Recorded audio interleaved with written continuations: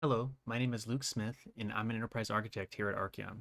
Today, you will learn how to configure an Oracle database as a source for both snapshot and continuous CDC replication utilizing Archeon's enterprise CDC solution. This video will cover the setup for an Oracle 12c single-tenant database. If a different Oracle database version and/or pluggable databases are being utilized, then there'll be additional steps that need to be performed. I'll leave a link to the Archeon documentation in the video description that will cover those scenarios. The first thing we need to check is we need to see if our Oracle database is in archive log mode. To do this, we can simply type in archive log list and look at our database log mode. If it says no archive mode, then we need to change this. To do this, we need to shut the database down. We need to start the database with mount mode. We need to alter the database to be in archive log mode, and then we need to alter the database to be open again for reading and writing. So I went ahead and copy pasted all 4 commands here, and we're going to watch this play out. Should only take a minute. All right, so the database is closed, it's dismounted, and then it'll be shut down. All right, the instance is now shut down.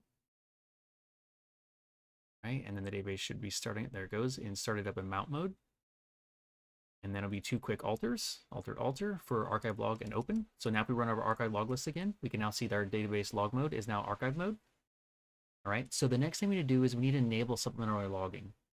There are 2 different logging levels that work with Archeon, primary key and all columns.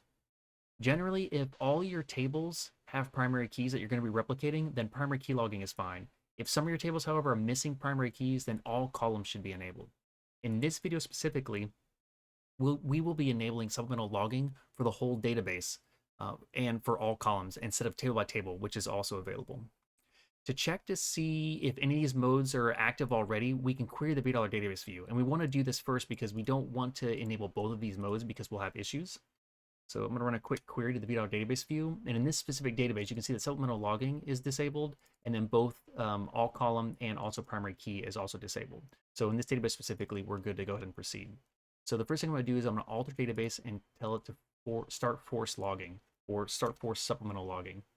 All right, so database has been altered, so we're good there.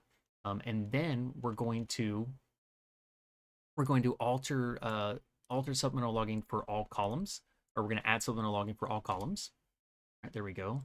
Now, if we switch back and look at our $B database view, same query, we can now see that supplemental logging is enabled and all log data all, or which is all columns, logging is enabled, or it's set to yes. So now we're good to go there. The next thing we like to do is I like to switch a log file just to make sure that we're good to go. So let's just do that real quick. All right, so just make sure everything's, all the changes have taken effect and it's in the logs.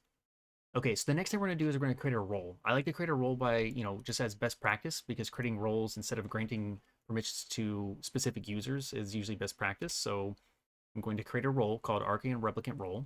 And then I'm gonna grant this role all the permissions that I know that I need for this specific environment for this replication.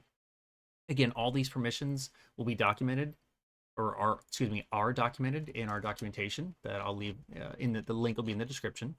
And you can see there's a bunch of here. I'm not going to go through each one of these because I'm not trying to bore anyone to death.